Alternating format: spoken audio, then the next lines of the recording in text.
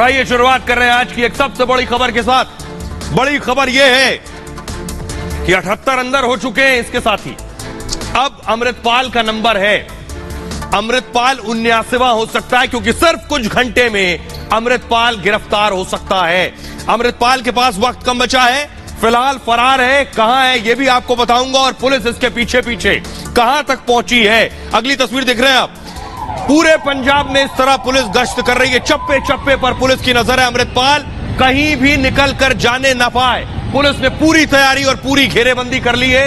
ये पुलिस का जो दस्ता आप देख रहे हैं सड़क पर, इससे तस्वीर साफ है। लेकिन अमृतपाल की गाड़ी पकड़ी गई है, ये देख रहे हैं आप। ये है अमृतपाल की गाड़ी, इसी गाड़ी में पंजाब नंबर की गाड़ी है, इसी गाड़ी में अमृतपाल था। और आपको जानकर ताज्जुब होगा, ये गाड़ी एक ड्रग माफिया की है। अमृतपाल जिस गाड़ी में सवार था वो एक ड्रग माफिया की गाड़ी है। अब आप अंदाजा लगाइए अमृतपाल के पीछे हाथ किसका है, अमृतपाल को कौन आगे बढ़ा रहा था। और अमृतपाल ने बाकायदा अपनी फौज बना ली थी। उस फौज के बारे में आपको बताऊंगा, पहले रिपोर्ट देखिए।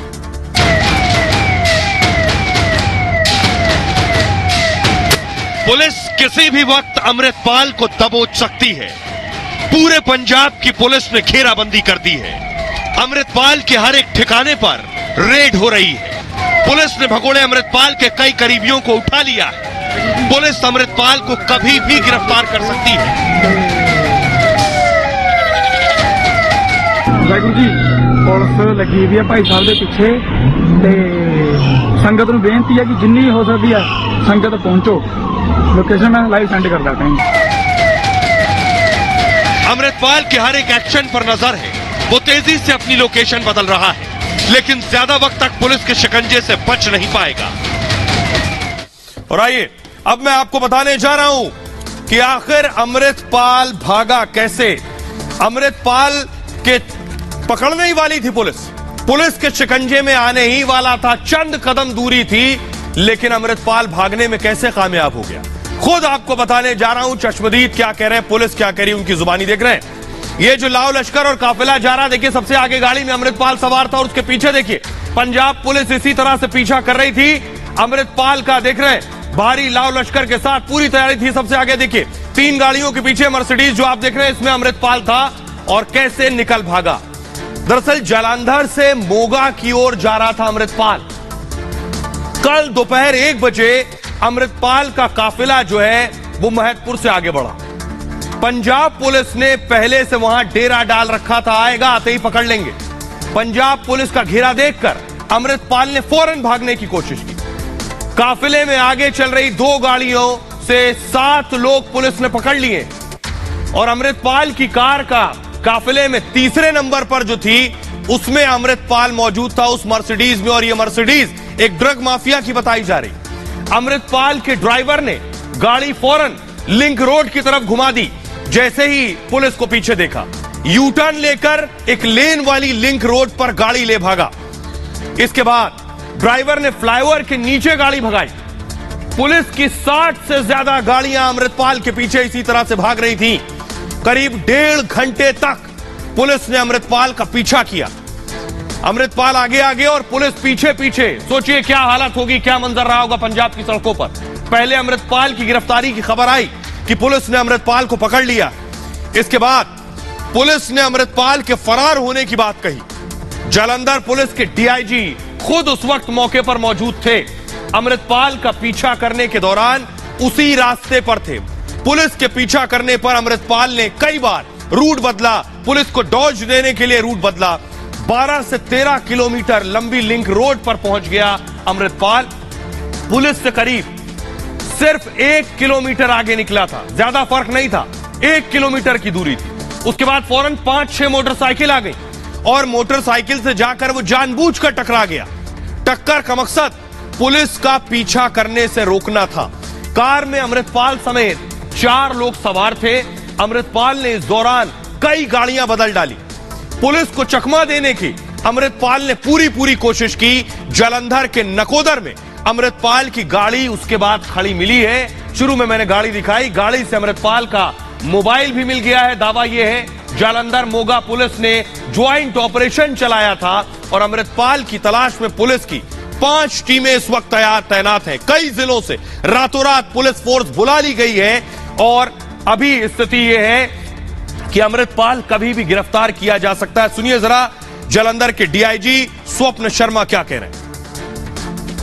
7 लोग पहले कल सुबह और 3 कल शाम को गिरफ्तार हुए हैं। 7 इलीगल वेपन्स और 300 से ज्यादा राउंड्स वो पोजीशन में मिले हैं। 3 गाड़ियां जो हैं वो मिली हैं हमें जो यूज करते थे। हथियार जो मिले हैं वो कुछ 7 के करीब वेपन मिले हैं, इलीगल वेपन्स, और 300 से ज्यादा बुलेट्स वो मिली हैं। ये ऑपरेशन चला था कुछ 7-8 घंटे के करीब। शुरू में मैंने आपको बताया अमृतपाल को जहां भागना है भाग ले, लेकिन उसने जो फौज तैयार की थी देश के खिलाफ, अमृतपाल एक फौज तैयार कर रहा था। उस फौज में जो जो चीजें मिली हैं आप देखकर दंग रह जाएंगे। देखिए पहली तस्वीर, ये आप देख रहे हैं, ये असलाहा है।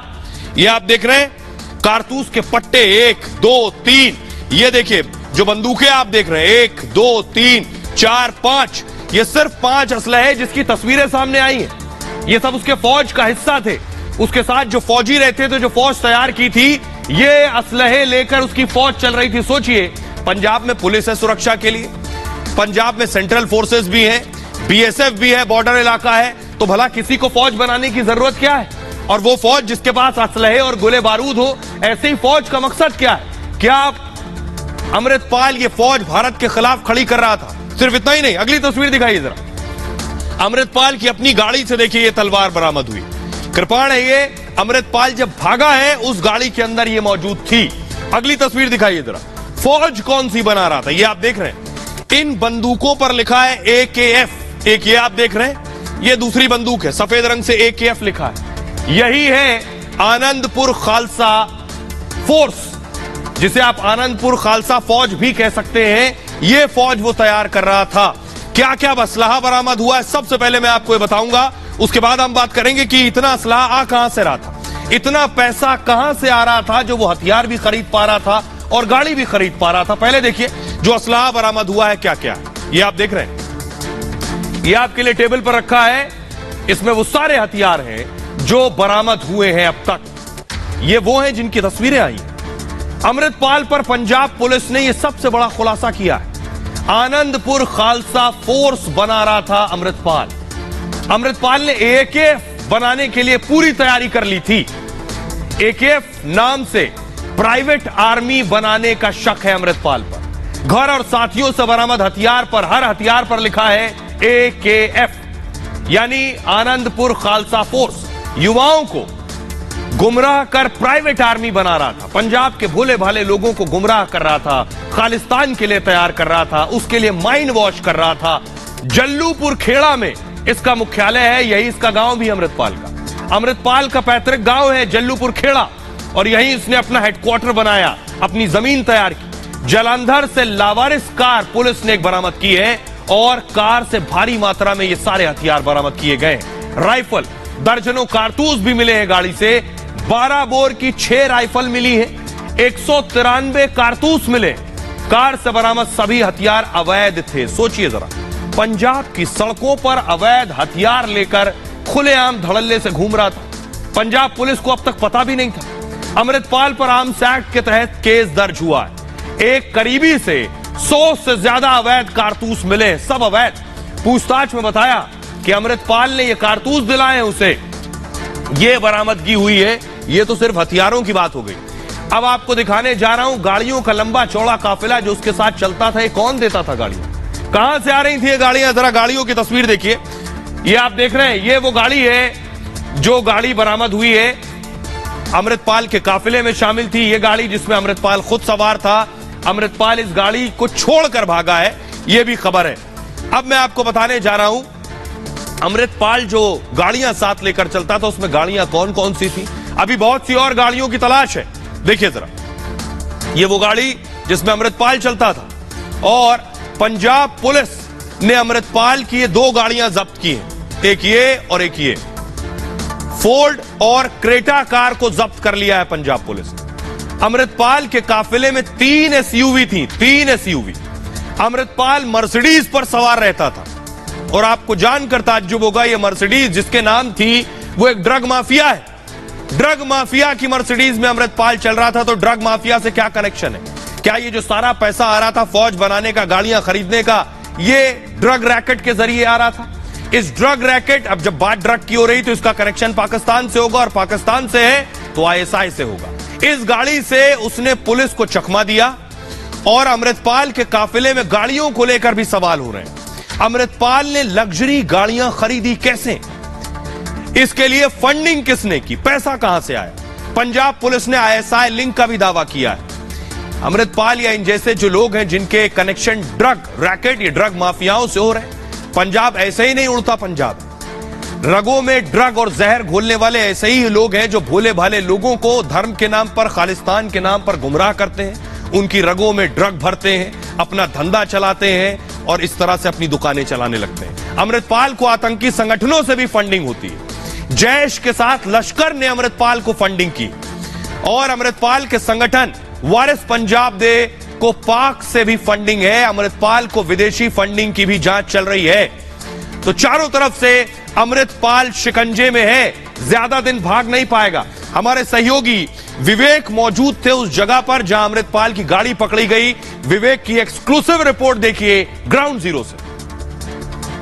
अमृतपाल की गाड़ी मेरे साथ है। अमृतपाल की गाड़ी जो जब्त की है पंजाब पुलिस ने, उसकी तस्वीर हम आपको दिखा रहे हैं। ये सलेमा गांव है, जालंधर के क्षेत्र में आता है, और देखिए आप, ये उसी जगह से कुछ दूरी पर स्थित है जहां पर, और देखिए तलवार अंदर हमें दिख रही है, तलवार हमें दिख रही है, नंबर प्लेट हमें दिख रही है। इसके अलावा अगर बात की जाए, यहाँ पर कुछ पानी की बोतल्स हैं, वॉकी टॉकी मिला है, यहाँ पर हथियार भी मिला है, राइफल भी मिली है, सब पुलिस का कहना है, पुलिस का दावा है। तस्वीर हम आपको दिखा रहे हैं। की गाड़ी है जिसे यहां से अब पुलिस के द्वारा हटाया जा रहा है। अमृतपाल के सलेमा गांव स्थित गाड़ी, अंदर राइफल है, अंदर जो है यहां पर राइफल के साथ साथ तलवार भी मिली है, और तलवार के अलावा यहां पर पुलिस का दावा है कि वॉकी टॉकी मिला है। यही वो कार है ये जिसे जब्त किया गया है। अमृतपाल की तलाश के लिए लगातार दबिश दी जा रही है। तस्वीर हम आपको दिखा रहे हैं 4x4, ये प्रीमियम कार जो अमृतपाल की बताई जा रही है, जिस पे कोई नंबर प्लेट नहीं है, अंदर कई सारी नंबर प्लेट रखी हुई थी। आइए अब आपको मैं बताने जा रहा हूं पुलिस ने अब तक क्या क्या एक्शन लिया है। पूरे दिन पुलिस तेजी से कार्रवाई कर रही है। खालिस्तान समर्थक अमृतपाल सिंह पंजाब पुलिस के लिए अभी मोस्ट वांटेड। पुलिस को चकमा देकर अमृतपाल फरार हो गया। पंजाब पुलिस ने भगोड़ा घोषित कर दिया, लेकिन अमृतपाल समर्थकों पर पुलिस का शिकंजा कसता जा रहा। शहर शहर से अमृतपाल के समर्थकों को पंजाब पुलिस गिरफ्तार कर रही। सीसीटीवी तस्वीरों में आप देख सकते हैं कैसे पंजाब पुलिस अमृतपाल के समर्थकों को उठा रही। जालंधर के महतपुर का एक सीसीटीवी सामने आया जिसमें अमृतपाल के साथियों को पुलिस हिरासत में लेती दिख रही। आज दूसरे दिन पुलिस ने 34 करीबियों को गिरफ्तार किया है। पहले दिन अमृतपाल के 78 सहयोगियों को पकड़ा गया था। अमृतपाल के फाइनेंसर दलजीत सिंह कलसी को अरेस्ट किया गया है। वो एक एक्टर और प्रोड्यूसर है। पुलिस अब तक वारिस पंजाब दे से जुड़े 112 लोगों को गिरफ्तार कर चुकी है। अमृतसर देहात से भी पुलिस ने अमृतपाल के 7 सहयोगियों को पकड़ा है। पुलिस ने भारी मात्रा में बंदूक और कारतूस भी बरामद किए। अमृतपाल के करीबियों को गिरफ्तार करने के बाद कोर्ट में उन्हें पेश किया गया और कड़ी सुरक्षा के बीच सभी की पेशी हुई। और इतना ही नहीं, पंजाब पुलिस ने कई शहरों में फ्लैग मार्च किया है। जालंधर में भारी सुरक्षा बल की तैनाती है और पुलिस लगातार सर्च ऑपरेशन चला रही है। वहीं मोहाली में पंजाब पुलिस ने फ्लैग मार्च किया। यहां अमृतपाल की गिरफ्तारी के विरोध में प्रदर्शन हुए थे। चप्पे चप्पे पर पुलिस तैनात है और लोगों से अफवाह पर ध्यान न देने की अपील की जा रही है। सुनिए जरा जालंधर के एसएसपी स्वर्णदीप सिंह क्या कह रहे हैं। देखो, अमृतपाल में ऑपरेशन तो चल रहा है जी। जो इनपुट्स आ रही है, ह्यूमन इंट है, वो चल ही रहा है। हाँ, गाड़ियां हमको मिली है, 3 गाड़ियां मिली है अभी तक, जिसमें से 2 गाड़ियां की कार्रवाई और 7 बंदे की जो कार्रवाई है वो अमृतसर रूल ने की है। जो आज गाड़ी मिली है उस पर हमारी कार्रवाई चल रही है। कुछ आरोपियों को क्या असम भेजा गया है? हाँ, वो सेंट्रल एजेंसीज ने भेजा है जी, उसके बारे में बता सकते हैं। राइट, अब आपको दिखाता हूं वो जेल। अमृतपाल के जो सहयोगी पकड़े गए हैं उन्हें पंजाब से असम ले जाया गया। देख रहे हैं, ये है डिब्रूगढ़ की वो जेल जहां अमृतपाल के करीबियों को लाकर रखा गया है, जिन्हें पंजाब में पकड़ा गया है जिससे माहौल ना खराब हो पंजाब का। उन्हें असम ले आया गया है। असम की ये देख रहे हैं सेंट्रल जेल डिब्रूगढ़, असम के डिब्रूगढ़ में है। क्यों ले जाया गया, कैसे उन्हें ले जाया गया, इसके पीछे पूरी प्लानिंग है। आप समझिए, सिर्फ प्लानिंग इसलिए कि पंजाब में अगर रखा जाता तो सिचुएशन खराब हो सकती थी, कानून व्यवस्था के लिए चुनौती बन सकते थे। इसलिए ले जाकर डिब्रूगढ़ में रखा गया है, जिससे लॉ एंड ऑर्डर सिचुएशन और प्रॉब्लम पैदा ना हो। देख रहे हैं, पंजाब से बाकायदा एयरफोर्स के हेलीकॉप्टर के जरिए 1919 किलोमीटर दूर पंजाब से असम के डिब्रूगढ़ ले जाया गया है। इतनी दूर ले जाने के पीछे मकसद पंजाब के हालात ठीक रहें, पंजाब में कानून व्यवस्था चुनौती न बने, इसलिए ले जाया गया है और हालात सामान्य हो सकें, यह है तैयारी। अब मैं आपको दिखाने जा रहा हूं हमारे सहयोगी अविनाश की रिपोर्ट। देखिए उस जेल के बाहर जहां अमृतपाल के सहयोगियों को ले जाकर रखा गया। कड़ी सुरक्षा के बीच पंजाब से पंजाब पुलिस की एक दल जो है पंजाब के खालिस्तानी संगठन के 4 आरोपियों को यहां पर डिब्रूगढ़ लेकर आए हैं। डिब्रूगढ़ के सेंट्रल जेल में इनको रखा गया है। इस समय हम दिखा रहे हैं डिब्रूगढ़ के सेंट्रल जेल में इन 4 आरोपियों को रखा गया है। डिब्रूगढ़ के मोहनबाड़ी एयरपोर्ट में विशेष विमान से इनको लाया गया था। आज एयरफोर्स की एक विशेष विमान से इनको डिब्रूगढ़ लाया गया था और एक जो 27 जन की एक पूरी टीम जो है पंजाब पुलिस की इनको साथ लेकर आई थी। हालांकि इनके नामों के बारे में जानकारी नहीं मिल पाई है। हमने बार बार जो है जो अधिकारी इनके साथ आए हैं, पंजाब पुलिस के उच्च अधिकारी जो आए हैं, जेल के अधिकारी आए हैं, उनसे हमने बात करनी चाहिए, उनसे हम लोगों ने जानकारी लेनी चाहिए कि किसको यहाँ पर लाया गया है, उनके नामों की जानकारी लेनी चाहिए। उन्होंने नाम बताने से इनकार किया है। ये देखिए, जब असम में भी एक समय अरेस्ट हुआ था, हमने बिहार का भागलपुर जेल तक लोगों को भेजा था सिक्योरिटी का कारण। शायद पंजाब पुलिस का मन में है कि थोड़े दिन असम में रहे, तो ये तो पुलिस कोऑपरेशन है, तो उसमें मुझको बहुत बोलना नहीं है इसमें। राइट, अब मैं आपको बताता हूं अमृतपाल के खिलाफ कैसे एक्शन ले रही है पंजाब की पुलिस।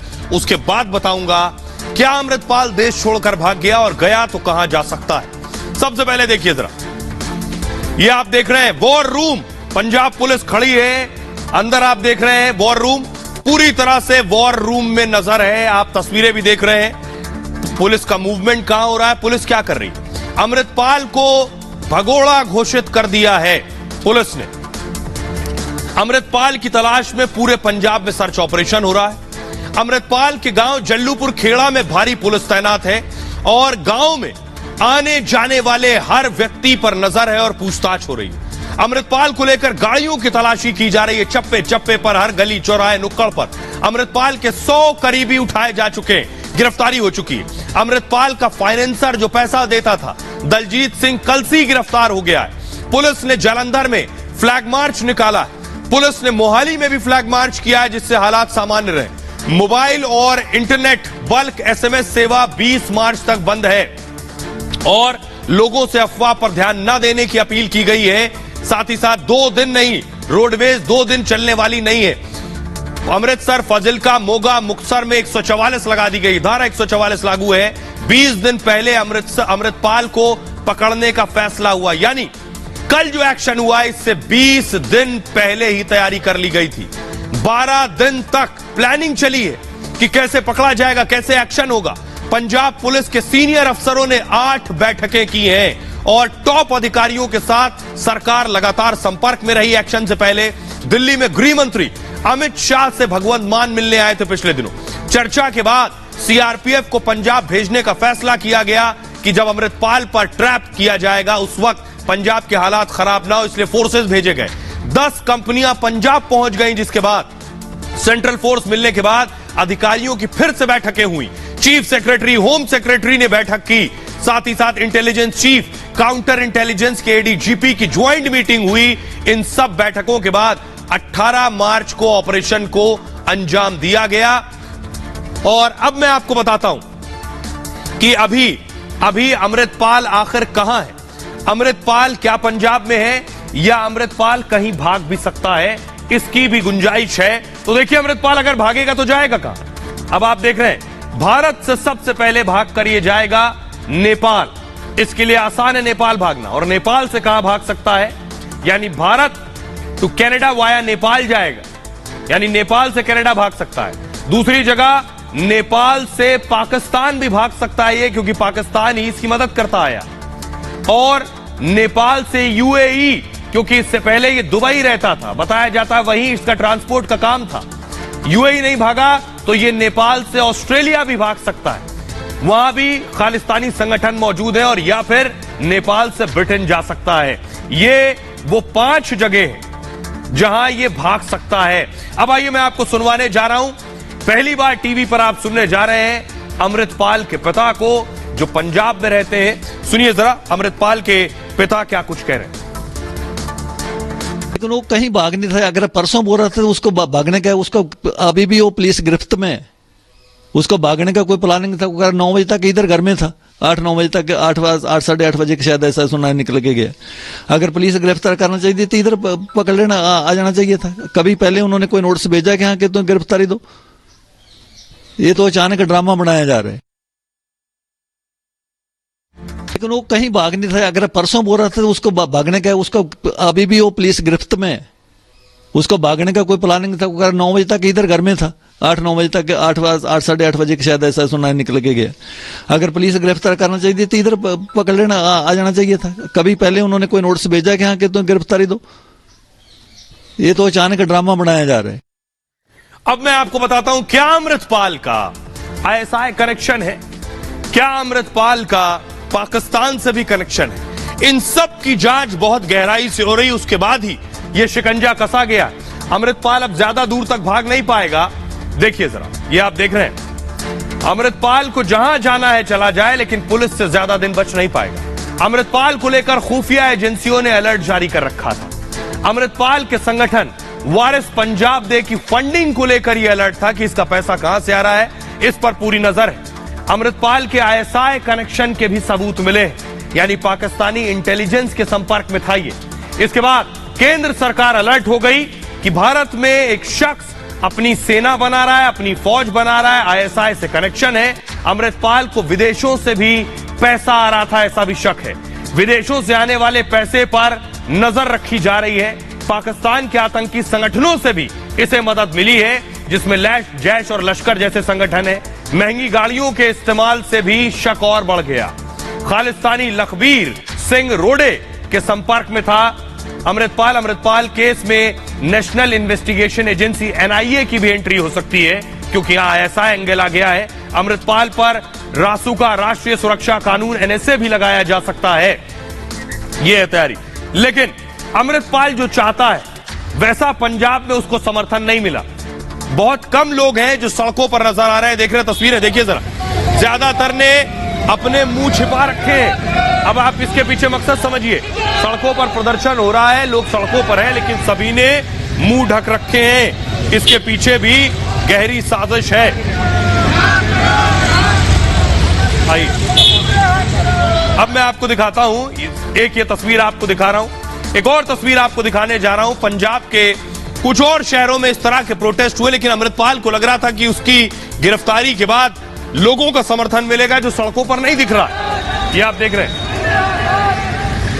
पंजाब की जनसंख्या के हिसाब से जो सड़कों पर निकल रहे हैं वो बहुत लिमिटेड लोग हैं, लिमिटेड प्रोटेस्टर्स हैं, बहुत कम लोग हैं जो सड़कों पर नजर आ रहे हैं। दरअसल अमृतपाल जो है, अमृतपाल बनना क्या चाहता था, ये मैं आपको दिखाने जा रहा हूं।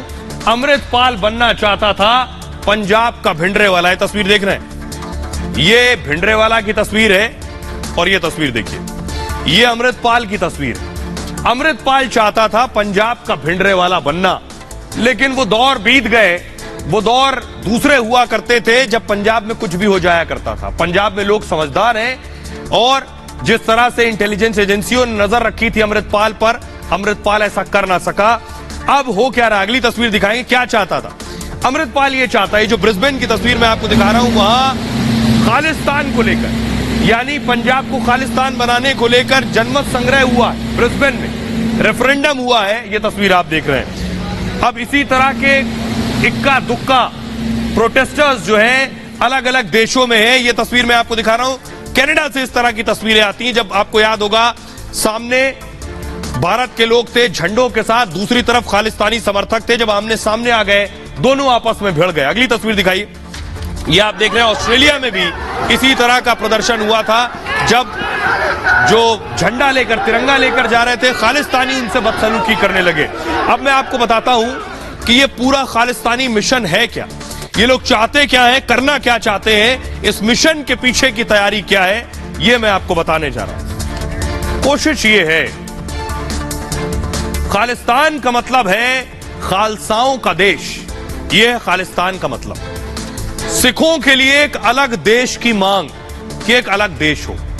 सिख अलगाववादी ये आंदोलन है और अमृतपाल जैसे अलगाववादी लोग इसी तरह का जहर बोते हैं और जहर बोने के बाद अपनी दुकानें चलाते हैं विदेश और दुनिया भर से पैसा लेकर, और कोशिश ये है इसी तरह का अलगाव और नफरत पैदा की जाए पूरे पंजाब में। पंजाब को खालिस्तान नाम से अलग राज्य की मांग की। 1929 में मास्टर तारा सिंह ने खालिस्तान की मांग की थी, पंजाब को अलग कर खालिस्तान देश बनाने की मांग थी। इसको लेकर बहुत से आंदोलन हुए और आजादी के बाद पंजाब दो प्रांत में बंट गया। एक हिस्सा गया पाकिस्तान में और दूसरा हिस्सा भारत में। दोनों पंजाब को एकजुट कर खालिस्तान बनाने की मांग है, यानी पाकिस्तान का और भारत का पंजाब। 1970 के दशक में खालिस्तान आंदोलन ने और जोर पकड़ा। 80 के दशक में खालिस्तान आंदोलन चरम पर था, जो हिंसक हो गया। जरनैल सिंह भिंडरावाला ने हिंसक आंदोलन शुरू कर दिया। अमृतपाल भी भिंडरावाला बनना चाहते थे। हिंसक आंदोलन में कई लोगों की जानें चली गईं और उसी के जरिए, उसी के तहत मैं कहूंगा हुआ था ऑपरेशन ब्लू स्टार, जिसमें भिंडरावाला मारा गया था। यही मकसद था अमृतपाल का। मकसद पूरा होने से बहुत पहले ही अमृतपाल शिकंजे में आ गया। खबरों में आगे बढ़ते हैं। अब सियासी जगत से खबर है, विवादित बयान पर राहुल गांधी फंस गए। राहुल गांधी के लिए आज संडे जो था वो अच्छा नहीं था। तस्वीर आप देख रहे हैं राहुल गांधी की। राहुल गांधी जब घर से निकले वो तस्वीर थी, लेकिन उससे पहले राहुल गांधी को गुड मॉर्निंग कहने घर कौन पहुंचा था, अगली तस्वीर दिखाई। दिल्ली पुलिस आज सुप्रभात के साथ पहुंची राहुल गांधी के दरवाजे पर, दस्तक दी। राहुल गांधी को इल्म नहीं था कि पुलिस वेलकम करेगी, लेकिन पुलिस के पहुंचते ही देखिए कौन पहुंचा, अगली तस्वीर दिखाई। कांग्रेस के कार्यकर्ता, देख रहे हैं आप, कांग्रेस के कार्यकर्ता पहुंच गए कि राहुल गांधी के घर आकर पुलिस क्यों पहुंची है। प्रदर्शन करने लगे, हंगामा करने लगे घर के बाहर ही। अगली तस्वीर दिखाई सर। उसके बाद कांग्रेस के नेता राजीव शुक्ला, प्रवक्ता सुप्रिया श्रीनेत पहुंच गई। तस्वीर देख रहे हैं राहुल गांधी के घर आकर पुलिस क्यों गई है, अगली तस्वीर दिखाई। अशोक गहलोत राजस्थान के सीएम पहुंच गए राहुल गांधी के घर। कौन सी बड़ी बात आ गई कि राहुल गांधी के घर पुलिस पहुंची तो अशोक गहलोत पहुंच गए। अगली तस्वीर दिखाई सर। कांग्रेस के एक और प्रवक्ता, वरिष्ठ प्रवक्ता पवन खेड़ा भी राहुल गांधी के घर पहुंच गए जब पुलिस मौजूद थी। अब आपको आइए बताते हैं कि आखिर राहुल गांधी के घर पुलिस पहुंची क्यों, क्या वजह थी। राहुल गांधी से मिलने गई थी, सवाल करने गई थी, नोटिस देने गई थी, क्यों पहुंचे कमिश्नर ऑफ पुलिस, देखिए जरा। वजह थी ये देख रहे हैं, पुलिस की गाड़ी पहुंची राहुल गांधी के घर। आज सुबह सुबह राहुल गांधी के घर पुलिस पहुंच गई और दिल्ली पुलिस के स्पेशल सीपी हुड्डा खुद पहुंचे राहुल के घर। हुड्डा के साथ दिल्ली पुलिस की पूरी फौज थी। शुरू में राहुल गांधी पुलिस को टटोलते रहे कि आखिर पुलिस आई क्यों है। पुलिस से बचने की पूरी कोशिश करते रहे राहुल गांधी, कामयाब नहीं हुए तो 2 घंटे बाद उन्हें मिलने के लिए हामी भरी। पुलिस ने उनसे उनके बयान पर डिटेल्स मांगी और जो बयान उन्होंने भारत जोड़ो यात्रा पर दिया था राहुल गांधी ने, जिसमें कहा था महिलाओं का यौन शोषण हो रहा है, राहुल गांधी ने जवाब के लिए पुलिस से वक्त मांगा कि मुझे और वक्त दीजिए। कहा बहुत लोगों से मिले हैं, जवाब में वक्त मिलेगा। याद नहीं किसने ये बात कही थी, राहुल ने तो बोल दिया। पुलिस उन्हें जल्द जवाब देने की ताकीद कर लौट गई कि आप जल्दी जवाब दीजिए, लेकिन थोड़ी देर बाद राहुल ने बाकायदा पुलिस को एक जवाब भेज दिया। 4 पन्नों के इस जवाब में राहुल ने सियासी बयानबाजी की, जवाब नहीं दिया, जिसमें उन्होंने पूरे मामले को अडानी से जोड़ दिया और विस्तार से जवाब के लिए 10 दिन का वक्त मांगा है कि मुझे 10 दिन और दीजिए। पुलिस के नोटिस पर भी राहुल ने सवाल उठाए। दरअसल उनके एक बयान पर पुलिस ने संज्ञान लिया था। 15 मार्च को उन्हें जवाब के लिए नोटिस देने गई थी पुलिस, लेकिन राहुल गांधी ने नोटिस लेने से तब इनकार कर दिया था और अब गई थी पुलिस। दिल्ली पुलिस 3 घंटे इंतजार के बाद वापस लौट गई थी। 16 मार्च को पुलिस दोबारा उनके घर गई और उनसे पूछताछ की, तब उन्हें जाकर नोटिस रिसीव किया था राहुल ने, लेकिन अब तक जवाब नहीं दिया था राहुल ने, और इसी वजह से पुलिस आज उनके घर पहुंची थी।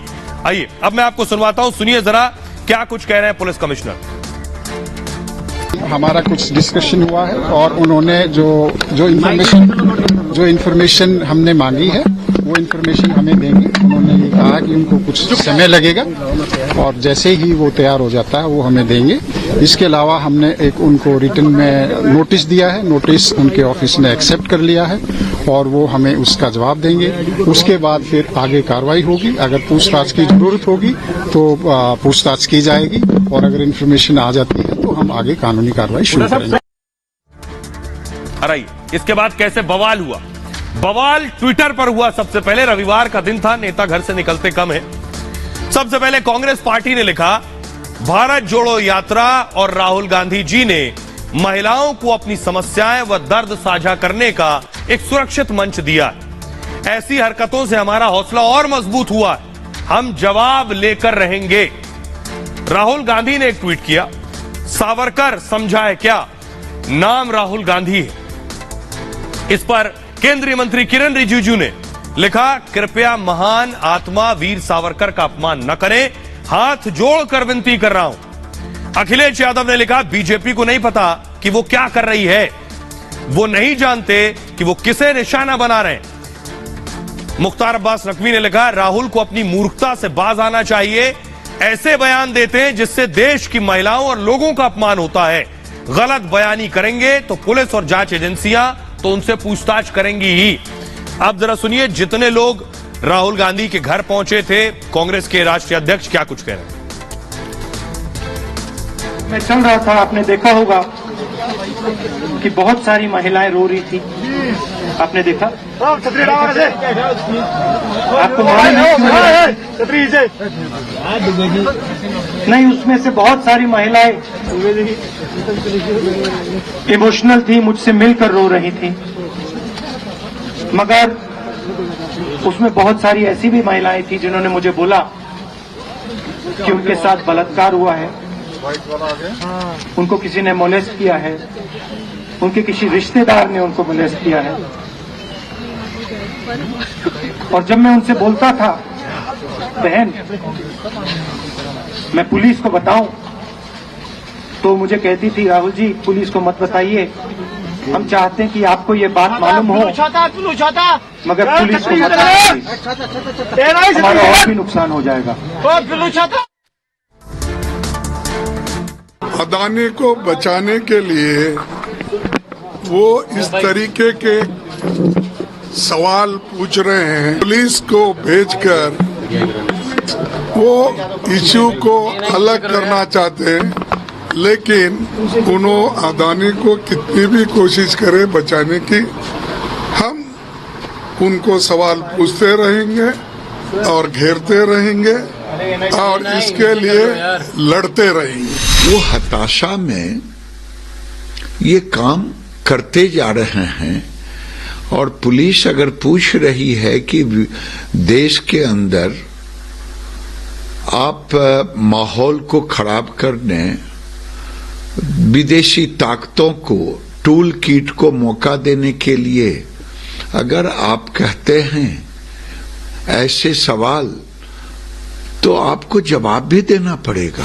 पुलिस का ये कहना है कि जिसने आके आपको क्या पूछा, क्या बताया, कौन है, ये यात्रा के संदर्भ में तो कभी कोई कानून, कोई भी नहीं कोई कानून कह सकता कि कोई यात्रा कर रहा है व्यक्ति तो वो कोई गलत काम या गैर कानूनी काम कर रहा है, अगर वो यात्रा तुरंत रोक कर सबसे निकटतम पुलिस स्टेशन में जाके दर्ज नहीं करवाए एफआईआर। ये कभी सुना आपने? ये तो आपका कॉमन सेंस ही बताता है आपको। और दूसरा, ये तो सिर्फ बहाने निकाले जा रहे हैं हैरेसमेंट के, प्रतिशोध के, उत्पीड़न के, और तीसरा उसके लिए समय नहीं दिया जा रहा है। ये दूसरे बार 3 दिन में आना, जैसा उन्होंने कहा कैमराज और कमिश्नर और ये और वो, ये सब सिर्फ एक माहौल बनाने के लिए। तुरंत में क्या एक्शन लिया इन्होंने? कठुआ में क्या एक्शन लिया इन्होंने? जवाब दें इनका। क्या इन्हें जानकारी नहीं है उन महिलाओं की? उनके ही बारे में तो बताएं पहले, क्या एक्शन लिया इन्होंने। सरेआम यहाँ महिलाओं के साथ जो होता है उसमें तो कोई एक्शन लेते नहीं है। उस वक्त तो ये झंडा बरदार बन जाता। तो कांग्रेस इधर बवाल कर रही है, लेकिन बीजेपी हरगिज बैकफुट पर जाने की तैयारी में नहीं है। राहुल गांधी ने जो विदेश में बयान दिया है भारत के लोकतंत्र के खिलाफ, बीजेपी की तैयारी यह है, बीजेपी के एक सांसद की मांग है कि राहुल गांधी को संसद से निकाल दिया जाए। रिपोर्ट देखिए।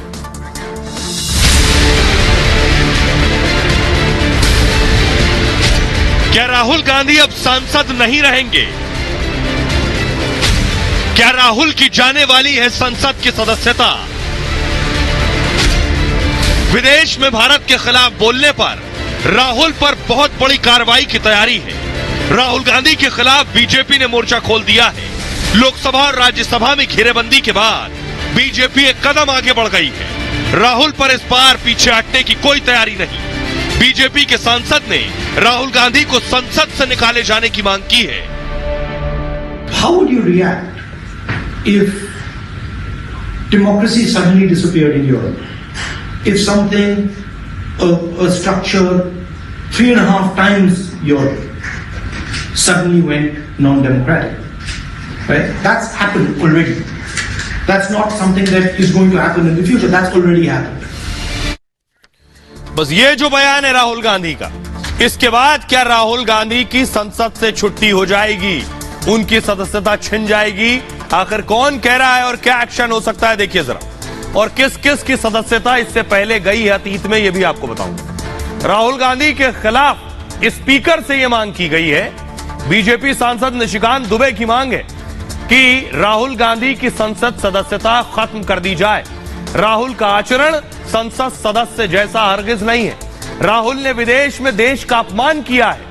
राहुल के आचरण की जांच के लिए बाकायदा एक कमेटी बनाई जाए। राहुल को निष्कासित करने का समय आ गया है। निशिकांत दुबे ने इसके लिए स्पीकर को चिट्ठी लिखी है, खत लिखा है। राहुल गांधी ने भारत के लोकतंत्र पर सवाल उठाया था। ब्रिटेन में कहा था दूसरे देश भारत में हस्तक्षेप करें, लोकतंत्र बचाएं। संविधान में सदस्यता खत्म करने का कोई जिक्र नहीं है। तो फिर सदस्यता कैसे जाएगी राहुल की? सदन प्रस्ताव पारित कर सदस्यता खत्म कर सकती है। प्रस्ताव पारित करने से पहले जांच कराना जरूरी है। भारत में पहला ऐसे 4 बार हो चुका है। सबसे पहले 4 बार हो चुका है। जो बड़े लोग हैं जिनके साथ हुआ, नेता, वो कौन कौन थे? उनमें सुब्रमण्यम स्वामी एक है। 1976 में सुब्रमण्यम स्वामी की सदस्यता गई। स्वामी जनसंघ के नेता थे, राज्यसभा से सांसद थे उस वक्त। देश की संस्थाओं को बदनाम करने का आरोप लगा था इन पर। 10 सांसदों की कमेटी ने स्वामी को दोषी पाया था। 1978 में इंदिरा गांधी पर भी कार्रवाई हुई थी। इंदिरा गांधी पर विशेषाधिकार हनन का आरोप लगा था। तब उन पर सदन की अवमानना के गंभीर आरोप भी थे। काम में बाधा और अफसरों को धमकाने के आरोप थे। उन पर झूठे मुकदमे में फंसाने के आरोप भी लगे थे। उन्हें जेल भेजने का फरमान भी सुनाया गया था। बाद में उनका निष्कासन वापस ले लिया गया था। 11 सांसदों की भी सदस्यता गई थी 2005 में। 11 सांसद जिनकी सदस्यता रद्द हुई, इनमें 10 लोकसभा और 1 राज्यसभा सांसद थे। इन पर सवाल के बदले पैसे लेने का आरोप लगा था। सभी सांसद एक स्टिंग ऑपरेशन में पकड़े गए थे और कमेटी ने दोषी पाया। सबकी सदस्यता खत्म हो गई थी। तो अगर इसी तरह से एक्शन राहुल गांधी पर होता है तो एक कमेटी बनेगी, कई सांसदों की कमेटी रिपोर्ट सौंपेगी, जिसके बाद उनकी सदस्यता जाने की कार्रवाई हो सकती है। खबरों में आगे बढ़ते हैं। आज की एक और बड़ी खबर है। लेडी डॉन अतीक की पत्नी शाइस्ता पुलिस ढूंढ रही है, लेकिन मायावती ने इनविटेशन भेज दिया, न्योता, शादी का न्योता मायावती के घर से गया है। अतीक और उनकी पत्नी को पुलिस तलाश रही है। मायावती ने जो शादी का कार्ड भेजा, अगली तस्वीर दिखाइए जरा। मायावती के दरअसल भतीजे की शादी होनी, सियासत में भी भतीजा इंपॉर्टेंट रोल में है। यह शादी का कार्ड देखिए, लिखा हुआ है रिस्पेक्टेड कुमारी मायावती। अगर ये न्योता गया है और मायावती का नाम है इस पर खुद, तो ये भेजा तो मायावती के जरिए ही गया है। रिपोर्ट देखिए जरा।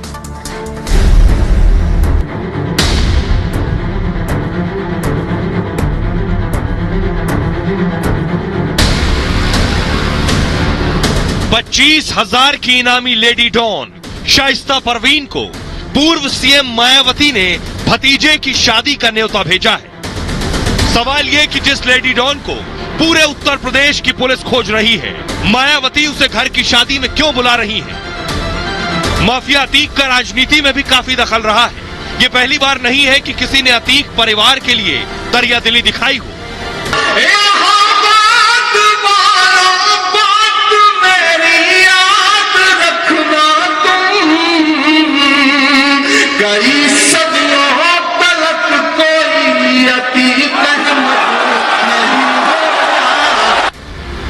लेडी डॉन शाइस्ता तो प्रयागराज से बसपा के टिकट पर मेयर का चुनाव लड़ने की तैयारी में थी। तो आप सुन रहे थे इमरान प्रतापगढ़ी, जो शायर हैं, अभी सांसद हैं कांग्रेस के, तब सांसद नहीं शायर हुआ करते थे, और अतीक की तारीफ में कसीदे पढ़ रहे थे कि बरसों तक कोई अतीक नहीं होगा। आइए अब आपको बताते हैं जो इनविटेशन भेजा गया। ये है लेटर, ये मायावती, ये उनके भतीजे, उनकी शादी है। अतीक की पत्नी शाइस्ता को ये मायावती का न्योता है, ये खबर है। मायावती ने शाइस्ता को भतीजे की शादी का कार्ड भेजा है।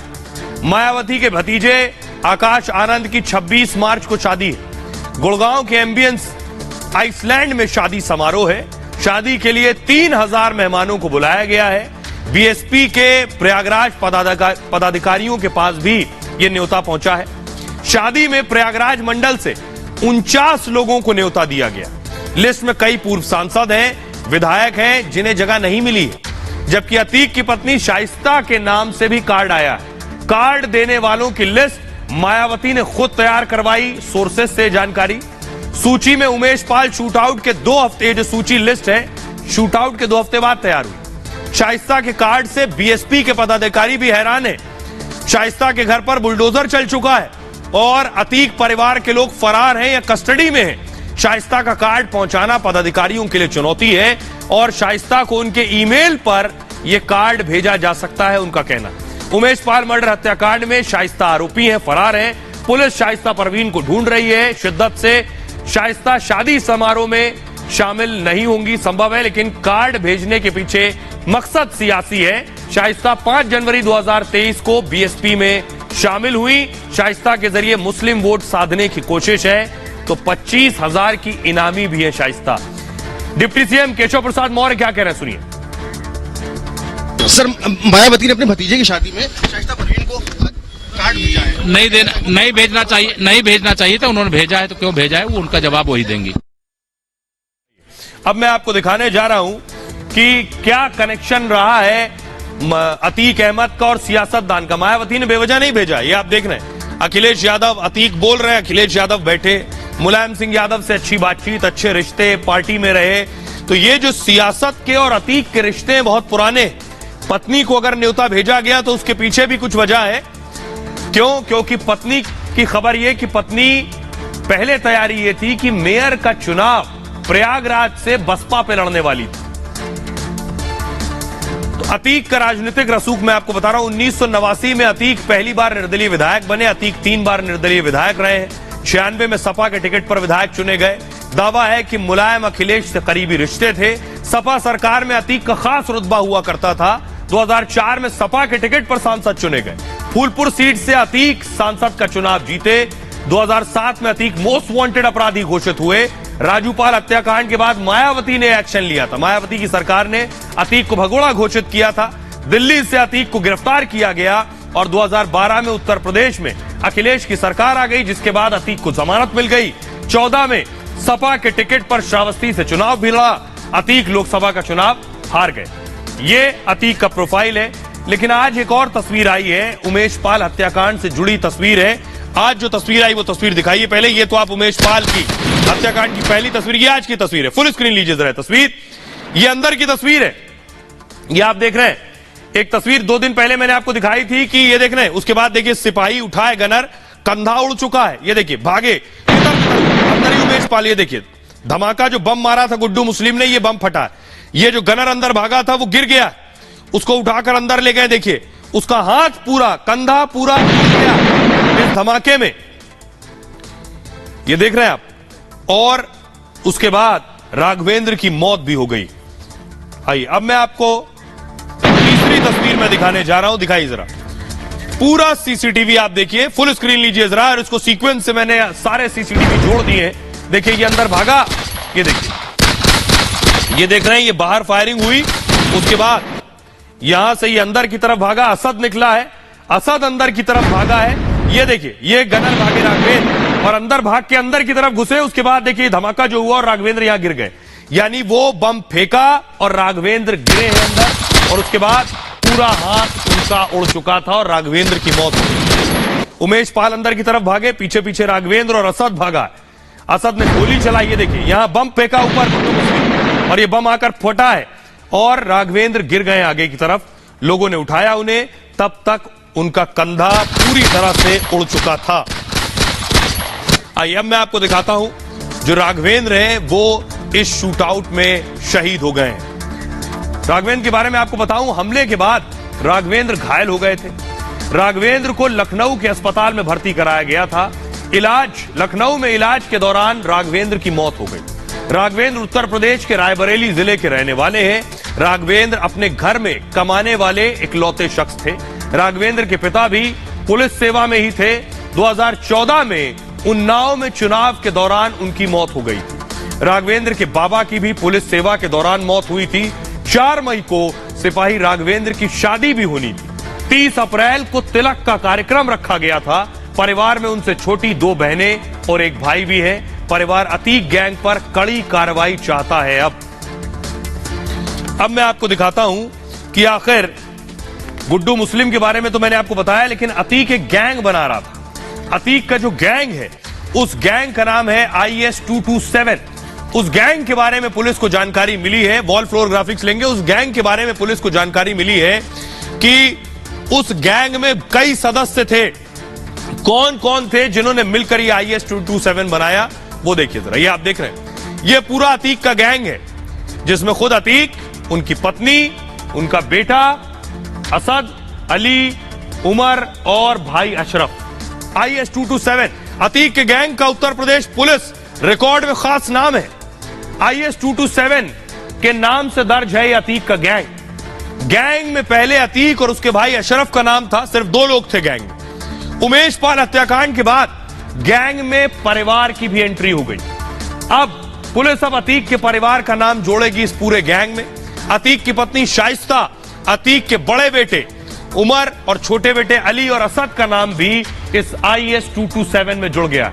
मायावती के शासन में अतीक गैंग को रजिस्टर्ड किया गया था। उस वक्त पुलिस ने गैंग के 140 सदस्यों की लिस्ट तैयार की थी। गैंग में शामिल कई सदस्यों की मौत हो चुकी है पहले, और अतीक की फैमिली पर 100 से ज्यादा केस दर्ज हैं इस गैंग के तहत। खबरों में आगे बढ़ते हैं। आज की एक और बड़ी खबर मुंबई से आई है।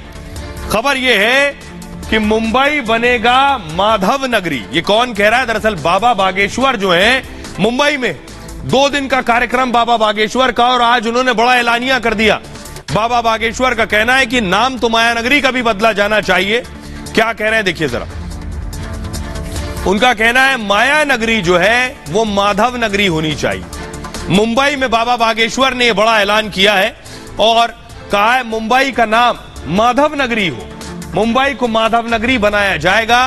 2 दिन के मुंबई दौरे पर बाबा बागेश्वर हैं। उनके दौरे का सियासी दलों ने विरोध किया था पहले। कांग्रेस, एनसीपी और उद्धव गुट ने सवाल उठाए थे। विरोध के बावजूद 2 दिन महादिव्य दरबार चला बाबा का। दरबार में पहले दिन धर्म के प्रचार प्रसार पर जोर रहा। कहा हिंदू का विरोध करने वाला हिंदू नहीं हो सकता। धर्म का त्याग कर दूसरे धर्म को अपनाए वो हिंदू नहीं है। सुनिए जरा बाबा बागेश्वर को क्या कह रहे हैं। हमने भी पहले सनातन के लिए विचार किया, अब प्रचार कर रहे हैं।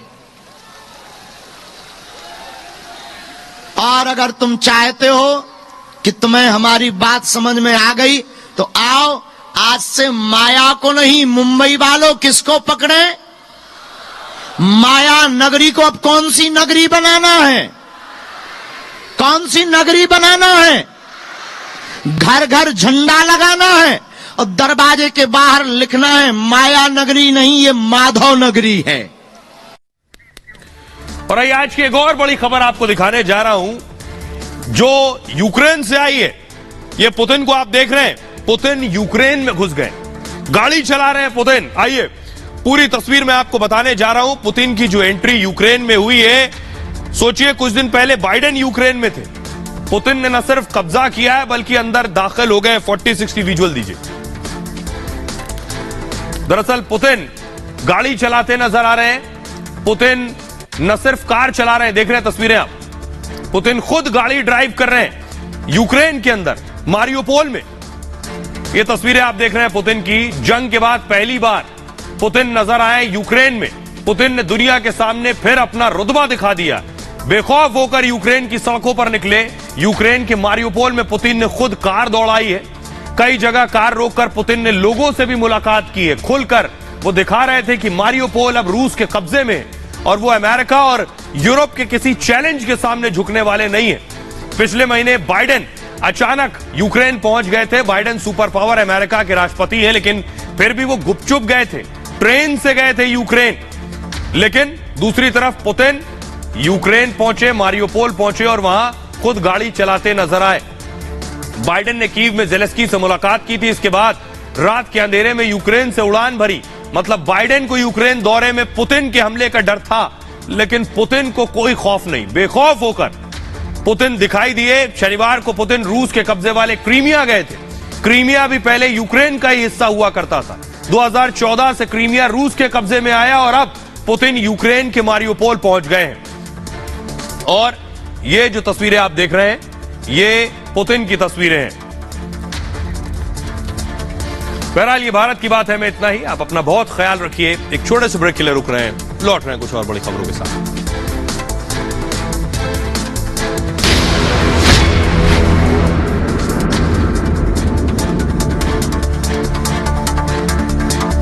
इस वक्त एमएस बिट्टा जुड़ गए, all India anti terrorist front के चेयरमैन हैं। बिट्टा जी, जो खालिस्तान की मांग करते हैं और खासकर ये अमृतपाल, इसे लेकर एक सस्पेंस लगातार बना रहा है। मैं बार बार कह रही हूं, 6 महीने पहले इसके भारत आने की खबर आती है, समर्थकों की फौज जुड़ जाती है और खालिस्तान की